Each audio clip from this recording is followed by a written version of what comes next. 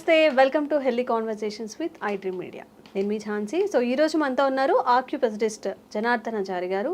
So gastric సమస్యలకి ఆక్యుప్రెషర్లో ఏదైనా చికిత్స ఉందా, ఈ ప్రెషర్ పాయింట్స్ ఏంటి అడిగి తెలుసుకుందాము. నమస్తే అండి. నమస్తే అమ్మా. సో గ్యాస్ట్రిక్ అనేది ఎంత ఫ్రీక్వెంట్, అసలు ఎంత కామన్ అంటే బాగా హెల్దీగా ఉన్న వాళ్ళని కూడా ఏంటి ఆరోగ్యం బాగుందంటే గ్యాస్ ఒకటే ఉంది తప్ప ఇంకంతా ఓకే బాగానే ఉంది ఆరోగ్యం అని చెప్తూ ఉంటారు కదా. సో మన ఆక్యుపంక్చర్లో, ఆక్యుప్రెషర్ ఆర్ ఆక్యుపంక్చర్లో గ్యాస్ట్రిక్ సమస్యకి ఫుల్ స్టాప్ పెట్టచ్చా? ఆ ప్రెషర్ పాయింట్స్ కానీ ఆ చికిత్స కానీ ఎలా ఉంటుంది? సో బేసిక్గా ఈ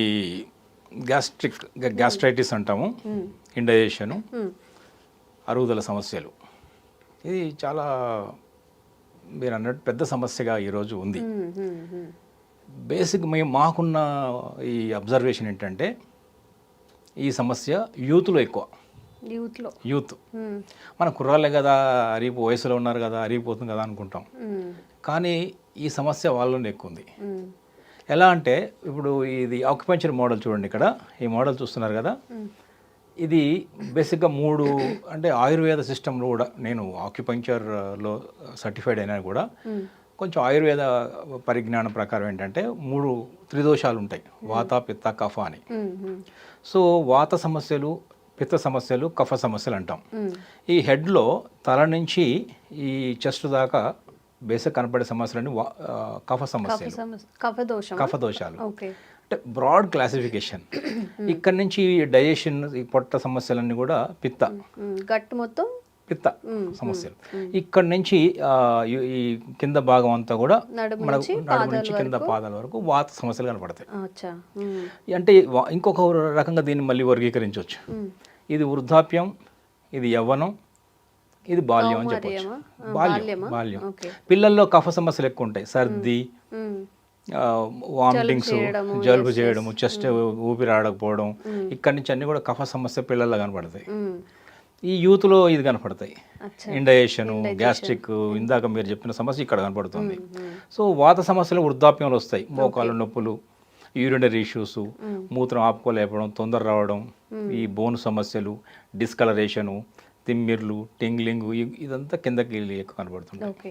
సో వాత సమస్యలు అంటే నడకలో ఇబ్బందులు, ఇవి ఊరికే బ్రాడ్ క్లాసిఫికేషన్ కింద చెప్పాం.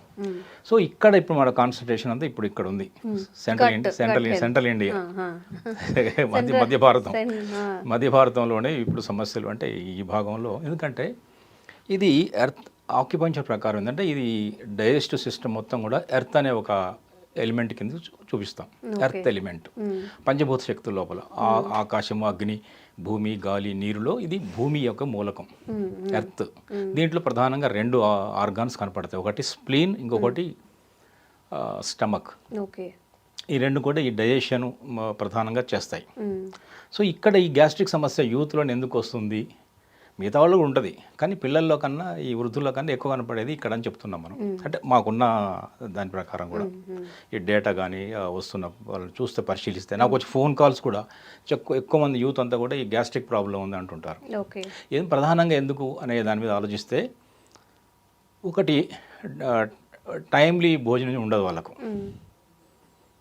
యూత్ అంతా వర్క్ ఫోర్స్ కదా, బయటకు వెళ్తారు, ఎక్కడో ఉంటారు, భోజనం అనేది వేళకు చేయరు. ఒకటి. రెండవది ఏంటంటే సరైన ఆహారం తీసుకోరు, ఏదో ఆ పూటగాలు గడిచిపోతే సరిపోతుంది అనుకుంటారు, ఏదో కొంచెం టీ తాగు. కొంతమంది టీ తాగి అలా రన్ చేసిన వాళ్ళు ఉంటారు. ఏంది ఏదో ఇప్పుడు టైం ఉండదు, వర్క్ ప్రెషర్ ఉంటుంది, మార్కెటింగ్లో ఉన్నారు. మార్కెటింగ్ అంటే రేసింగే కదా, రేస్ అగెనెస్ట్ టైం, కాలానికి అగెనెస్ట్గా రేస్ చేయాలి, ఎందుకంటే మనం పోటీలు నిలబడాలి కదా. సో అందుకనే వర్క్ ఫోర్స్లో ఉన్న ఈ యూత్ అంతా కూడా బేసిక్గా ఫేస్ చేసిన సమస్య ఈ డైజెస్టివ్ గ్యాస్ట్రైటిస్ అనే ఒక పెద్ద ప్రధాన సమస్య. సో అరగకపోవడం అంటే బేసిక్గా డయట్. రెండవది డయట్లో కూడా తీసుకునే ఆహారం సరైనది కాకపోవడం, సరైన వేలకు తినకపోవడం, సరైన క్వాంటిటీలో తినకపోవడం, సరైన విధంగా తీసుకోకపోవడం. ఎలా తీసుకోవాలి? సరైన విధానం అంటే ఏంటి అంటే కొంచెం సిస్టమ్స్ ఉంటాయి, ఏ తీసుకున్నా కూడా ఒక సిస్టమ్ ప్రకారం తీసుకోవాలి. అంటే బాగా నమిలి తినాలి. చాలాసార్లు నేను చాలా ఎపిసోడ్స్లో కూడా చెప్తాం మనం. ఎందుకు ఫుడ్ విషయానికి వస్తే మాత్రం ఇవన్నీ పాటించాలి, రూల్స్ అన్ని కరెక్ట్. ఈ పాటించాలి. 4 డయట్లో ఏం 4 ఆహారము, ఏ ఆహారము, ఎంత, ఎప్పుడు, ఎలా తినాలి. ఓకే. ఎలా తినాలనేది చాలా చాలా ఇంపార్టెంట్. ఏం తిన్నాం అనే దానికన్నా కూడా. ఎందుకు అంత ఇంపార్టెంట్ అంటే మైండ్ఫుల్ ఈటింగ్ ఉండాలి. మనం తింటున్న దాని మీద మనకు స్పృహ ఉండాలి, తినే పద్ధతిలో స్పృహ ఉండాలి. ఎవరికీ ఉండదు, లేదు ఫోన్ పెట్టేసుకుంటారు, పక్కన తినేస్తూ ఉంటారు. తినేస్తూనే ఉండు కదా. మైండ్ఫుల్ ఈటింగ్ లేదు. ఆటోలో పోతూ తింటున్నారు ఈ రోజుల్లో. టైం లేదు. ఆటోలో కూర్చొని తింటూ ఆఫీస్కి వెళ్ళే వాళ్ళు ఉంటారు. ఆఫీస్లో ఉన్నా కానీ ఏవో టెన్షన్స్తో తిన్నామంటే తిన్నాము, ఫాస్ట్గా తినేయాలి, ఒక 10 minutesలో టపటప తినేసేయాలి. అవునమ్మా. అందుకనే నేను ఏమంటున్నా అంటే ఫాస్ట్ ఫుడ్స్ ఎంత ప్రమాదమో ఫుడ్ ఫాస్ట్ తినడం అంతే ప్రమాదం. ఫాస్ట్ ఫుడ్ వద్దంటున్నాం, ఫుడ్ ఫాస్ట్ తినడం కూడా వద్దంటున్నాం. ఓకే. సో ఆ రెండు కూడా మనకు మేజర్గా దేనికి దారి తీస్తుంది అంటే తొందరగా తినే వాళ్ళంతా కూడా తొందరగా ఈ డయాబెటీస్ అనే సమస్యకు గురవుతారు. ఓకే. ఇది ఆక్యుపంచర్ వెర్షన్ ప్రకారం. అందువల్ల నిదానంగా తినాలి, నమిలి తినాలి, టైం ప్రకారం తినాలి. టైం అంటే ఏంటంటే బేసిక్గా గ్యాస్ట్రిక్ ఒక సమస్యకు టైం ఏంటి, మనం మార్నింగ్ 9 లోపు తింటే బెటర్. ఎందుకు తినాలి, దాని ముహూర్తమా పంచాంగమా, ఎందుకు అలా 9 లోపు అంటున్నారు అనేవాళ్ళు చాలామంది ఉంటారు. కొంచెం సైంటిఫిక్ రీజన్ ఏంటంటే 9 లోపు పొట్టలో 7 to 9 అనే ఒక టైంలో ఉదయం పూట 7 నుంచి 9 మధ్యలో మన జీర్ణ ప్రక్రియ చాలా వేగంగా స్పీడ్గా బాగా ఉంటుంది. ఎందుకు ఉంటుంది, అక్కడ డైజెస్టివ్ జ్యూసెస్ ఉంటాయి. అప్పుడు అది స్టమక్ పొట్ట యొక్క వేళ, దానికి ఒక టైం ఉంది 2 గంటలు స్టమక్కి. సో ఆ టైంలో తినడం అనేది చాలా ఉత్తమం అని చెప్తాను. అట్లాగే 9 to 11 అనే ఒక 2 గంటల టైం ఉంది. ఆ టైంలో అసలు వద్దని చెప్తున్నాం మేము, తినకూడదు ఆ టైంలో. ఎందుకంటే అది కూడా దుర్ముహూర్తమా లేకుంటే అలా అడగొద్దు. దుర్ముహూర్తం కాదు. ఎందుకు తినకూడదు 2 గంటలు 9 నుంచి 11 ఎందుకు అంటే అది స్ప్లీన్ అనే ఒక ఆర్గాన్ యొక్క సమయం. ఓకే. ఆ స్ప్లీన్ ఏం చేస్తుందంటే ఈ ఆహారం పచనం చేయడంలోనూ దాన్ని ట్రాన్స్ఫర్మేషన్ శరీరానికి తగిన విధంగా మలుచుకోవడంలోనూ transformation of the food that we take and transportation of the essence, ఆ పచనం ట్రాన్స్ఫర్మేషన్ తర్వాత వచ్చిన ఎస్సెన్స్ని ఫుడ్ ఎస్సెన్స్ మళ్ళీ డిఫరెంట్ ఆర్గాన్స్కి శరీరంలో అన్ని అవయవాలకు అందించడంలోనూ స్ప్లీన్ చాలా క్రూషియల్ రోల్ ప్లే చేస్తుంది. అందువల్ల ఆ టైము 9 to 11 అప్పుడు తిన్నప్పుడు ఏమవుద్దంటే అది ట్రాన్స్పోర్టేషన్లో ఉంటుంది, లేదా ట్రాన్స్ఫర్మేషన్ ఆఫ్ ద ఫుడ్లో మేజర్ యాక్టివిటీలు ఉన్నప్పుడు మళ్ళీ కొత్తగా వేయడం ఫుడ్ తింటే అది డిస్టర్బ్ అవుతుంది. అందువల్లనే వీక్నెస్, చాలా కాళ్ళు చేతులు వీక్నెస్ అంటాము, డల్గా ఉంటారు, పొద్దున్న లేవలేరు, ఎర్లీ మార్నింగ్ వాకింగ్ వెళ్దాం అనుకుంటారు కానీ లేవలేరు, ఓపిక ఉండదు, ఈవినింగ్ కాగానే డల్ అయిపోతుంటారు. ఇవన్నీ కూడా ఏంటంటే స్ప్లీన్ అనే ఒక ఆర్గాను వీక్నెస్ వల్ల లేదా దాని యొక్క ఎనర్జీ సిస్టంలో హెచ్చుతగ్గుల వల్ల జరుగుతున్న ఇబ్బంది. సో అందువల్ల ఆ టైంలో తినకని చెప్తున్నాం. ఇక లంచ్ 12-1:30 లోపు తినడం మంచిది. రాత్రి భోజనం కూడా సాధ్యమైనంత వరకు 7:30, 8 లోపు తినడం మంచిది. టైము వేళ కూడా ఉందనుకున్నాం కదా, టైం ఒకటి, ఎలా తినాలి ఒకటి, ఎంత తినాలో కూడా చాలాసార్లు చెప్పుకున్నాం. కొంచెం తగ్గించి తినడం మంచిది. రాత్రి భోజనంలో నాన్ వెజ్ లేకుండా చూడడం మంచిది. ఎందుకంటే నాన్ వెజ్ అనేది కొంచెం అరిగించిన కష్టం కాబట్టి మధ్యాహ్నం తినండి, ఇంకా కదండి పొద్దున్న తినండి, ప్రోటీన్ ఫుడ్ తినొచ్చు. పొద్దున్న ప్రోటీన్ తిన్నా ఏం కాదు, పొద్దున్నే మీరు 9 o'clock లోపు చికెన్ తిన్నా డైజెస్ట్ అయ్యే పదార్థాలన్నీ మార్నింగ్ తింటే, మార్నింగ్ మధ్యాహ్నం తింటే బెటర్. నైట్కి చాలా లైట్ ఫుడ్ తీసుకోవడం, ఈజీగా డైజెస్టబుల్ ఫుడ్ తీసుకోవాలి. ఆయిల్ తక్కువ ఉండాలి, తక్కువ తినాలి, నమిలి తినాలి, ఎర్లీగా తినాలి. ఈ 4-5 క్రైటీరియా పాటించాలి. ఇది ఒకటి. ఆక్యుపంక్చర్లో బేసిక్ ఏంటంటే ఇప్పుడు చాలా మనం అదే చూస్తున్నాము. ఇది ఒక అద్భుతమైన పాయింట్ ఉంది. ఇందాక మనం మాట్లాడిన ఒక హీరో ఉన్నాడు, స్ప్లీన్, స్టమక్ స్ప్లీన్ కనుక పోతే మనుషులందరూ ఇలా అవుతారు, లీన్ అవుతారు. స్ప్లీన్ పోతే డైజెషన్ లేదు, ఆకలి లేదు, అలా అయిపోతారు మనుషులు. స్ప్లీన్ అండ్ లీన్ అంటాం. సో ఆ హీరో ఒక ఆక్యుపంక్చర్ పాయింట్ ఉంది, దానికి ఫైర్ యాడ్ చేయాలి. ఫైర్ ఎందుకు యాడ్ చేయాలంటే డైజెస్ట్ ఇక్కడ జఠరాగ్ని అంటాం. జఠరాగ్ని అంటే ఈ డైజెస్టివ్ జ్యూస్ అదే HCl హైడ్రోక్లోరిక్ యాసిడ్ లాంటిది. అది మన బ్లేడ్ వేసినా కూడా కరిగిపోద్ది కదా. ఇప్పుడు ప్లాస్టిక్లు వుడ్ మీద HCl పోస్తే వుడ్ కరిగిలా పోతుంది కదా. సో అట్లాంటి అంత పవర్ఫుల్ అరిగించేస్తుంది. అది తయారయ్యే టైం అది. కాబట్టి ఆ టైంలో మనం అది రావాలంటే అది ఉంటే అరిగిపోతుంది. అది లేదు కదా ఇప్పుడు. దాన్ని జనరేట్ చేయడం కోసం 2 టిప్స్ చెప్తున్నాను. ఒకటి, ఈ SP2 స్ప్లీన్ మెరిడియన్లో పాయింట్ నెంబర్ 2 అది ఇప్పుడు ఒక బొమ్మ చూపిస్తాను. ఇది చూసారు కదా, ఇది హ్యూమన్ మన కాలు. ఇది లోపల వైపు, బొట్టన వేలు ఉందంటే లోపల వైపే కదా. బొట్టన వేలు లోపల వైపు ఉంటుంది, చిటికిన వేలు మన చిన్న వేలు బయట అవుట్ సైడ్ ఉంటుంది. లిటిల్ టో, ఇది బిగ్ టో. ఈ బిగ్ టో నుంచి ఈ గోరు పక్క నుంచి ఇలా ఒక లైన్ రేఖ వెళ్తుంది, ఇట్లా ఇలా ఇలా ఇలా ఇలా ఇలా వెళ్తుంది సరే. ఇది స్ప్లీన్ మెరిడియన్ అంటాం.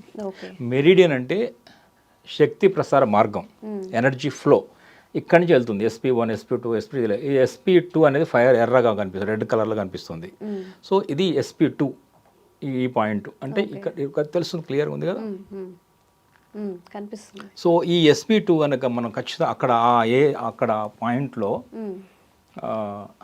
ఆ పాయింట్లో ఇప్పుడు ఒక పాయింట్ కాళ్ళలో ఉన్న SP2లో, ఇక్కడ కాదు SP2లో ఎలా చేయాలో చెప్తాను. ఎలా చేయాలో ఇంపార్టెంట్ కదా. ఇలాంటి జిమ్మి కానీ ఒక పెన్ను కానీ తీసుకొని, పెన్ అంటే షార్ప్గా ఉన్నది కాకుండా బ్లంట్ సైడు అలా మెల్లే ప్రెస్ చేయాలి. అక్కడ ఆ పాయింట్లో నొక్కి వదలడం, నొక్కి వదలడం. ఒక 60 సార్లు చేయండి. ఒక 60 సార్లు అంటే 1 మినిటే.